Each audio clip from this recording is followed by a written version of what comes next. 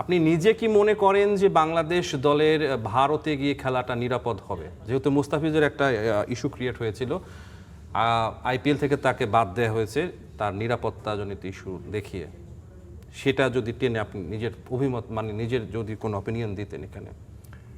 এখানে আমার অভিমত দেওয়ার মানে আমি ওই জায়গাটা নাই যেখান থেকে অভিমত দেওয়া যায়, বিকজ আমি মানে দুই ধরনের কথাই শুনছি।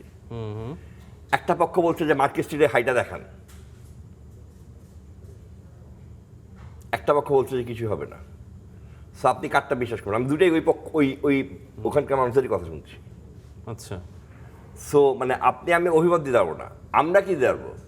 উই কুড গ্যারান্টি বাংলাদেশের ক্রিকেট খেলাটা ওয়ার্ল্ড কাপে আমাদের যে লজিস্টিক্যাল সাপোর্ট বা ইন্ডিয়ার সাথে এইটা আজকে যে আইসিসির যে ইয়েটা হয়েছে, আমরা তো ইভেনচুয়ালি আমরা উই হ্যাভ টু অ্যাকসেপ্ট ইয়ার ভাই যে it was not a decision made by Bangladesh cricket board, যেটা আজকে সরকারের সিদ্ধান্ত, সরকারি সিদ্ধান্ত, যেটা আজকে আসিফ নজরুল পাবলিকলি স্বীকার করেছেন।